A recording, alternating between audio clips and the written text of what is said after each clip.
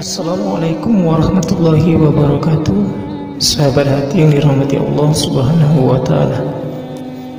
Dikisahkan bahwa Abu Lahab dan istrinya sepakat untuk membuat cedera Rasulullah Sallallahu Alaihi Wasallam dan menyakiti beliau dengan berbagai cara.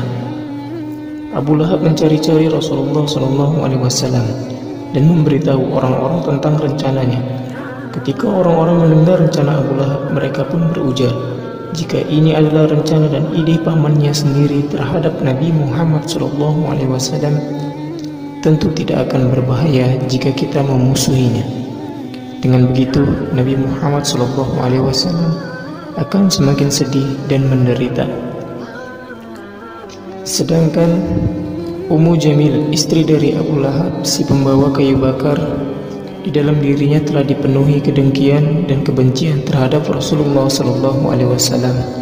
Begitu bencinya dia kepada Rasulullah SAW hingga ia selalu menaruh duri dan juga jebakan di jalan yang dilalui oleh Rasulullah SAW. Namun ia sangat tidak sadar bahwa Allah Subhanahu wa Ta'ala selalu melindungi Nabi Muhammad SAW. Allah Subhanahu wa Ta'ala Maha Kuasa untuk mencegah segala mara bahaya yang akan menimpa Rasulullah Sallallahu Alaihi Wasallam. Demikian juga dengan Utaibah, anak Abu Lahab. Ia selalu berusaha menyakiti Rasulullah Sallallahu Alaihi Wasallam dengan berbagai cara yang dimilikinya. Setelah dia menceraikan Sayyidatina Ummu Kulsum radhiyallahu anha, dia pun berencana segera menyerang Rasulullah Sallallahu Alaihi Wasallam. Suatu ketika dia merobek baju Rasulullah SAW di hadapan para pemuka Quraisy. Ketika itu terjadi, Abu Thalib juga hadir di sana. Kemudian Rasulullah SAW pun bersabda, "Ya Allah, datangkanlah salah satu anjingmu untuk menyerangnya." Utaibah pun mendiamkan Sayyidatina Durrah radhiyallahu anha untuk beberapa lama karena dia tahu bahwa saudaranya itu berada di pihak Rasulullah sallallahu alaihi wasallam. Sayyidatina Durrah radhiyallahu anha merasa begitu sedih atas perlakuan saudaranya itu kepadanya. Kemudian Rasulullah sallallahu alaihi wasallam bersabda kepada Utaibah, "Wahai anak saudaraku, apa yang membuatmu tidak membutuhkan dakwah ini?" Utaibah pun langsung pulang untuk menemui ayahnya. Ia memberitahukan hal itu kepada ayahnya.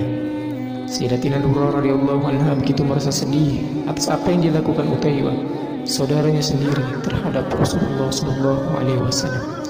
Sayyidatina Durrah radhiyallahu anha yakin bahwa Utaibah tidak akan terbebas dari hukuman. Ia percaya bahwa apa yang disabdakan Rasulullah sallallahu alaihi wasallam pada nantinya akan terjadi. Pada suatu ketika, Abu Lahab berangkat ke Syam bersama rombongannya. Kemudian mereka singgah di sebuah rumah. Ternyata ada seorang rahib yang melihat kedatangan mereka. Lalu ia segera menghampiri rombongan itu dan berkata kepada Abu Lahab, "Tanah ini banyak binatang buasnya." Mendengar hal itu, Abu Lahab pun berkata kepada para sahabatnya, "Tolong kami wahai orang-orang Quraisy. Malam ini aku mengkhawatirkan anakku karena doa Muhammad."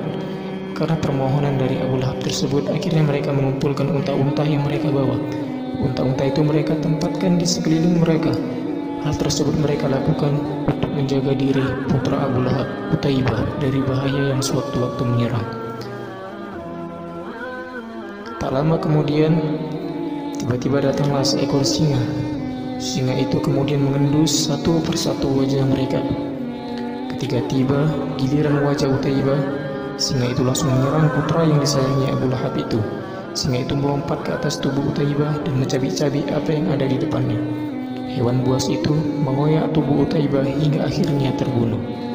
Utaibah tewas di tangan hewan buas yang merupakan makhluk ciptaan Allah Subhanahu wa Ta'ala. Bapaknya menangis meraung-raung menyaksikan peristiwa itu.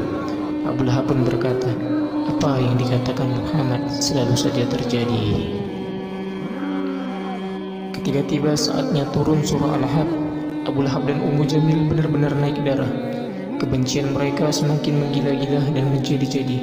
Mereka benar-benar merasa tersinggung dengan wahyu yang telah turun dan disampaikan oleh Rasulullah SAW itu. Di dalam wahyu itu disampaikan, binasalah kedua tangan Abu Lahab dan benar-benar binasa dia. Tidaklah berguna baginya hartanya dan apa yang dia usahakan. Kelak dia akan masuk ke dalam api yang bergejolak neraka. Dan begitu pula istrinya, pembawa kayu bakar penyebar fitnah. Di lehernya ada tali dari sabut yang dipintal. Quran Surah Al-Lahab ayat 1-5. Allahu a'lam bishawab. Semoga video ini bermanfaat bagi sahabat hati semua. Assalamualaikum warahmatullahi wabarakatuh.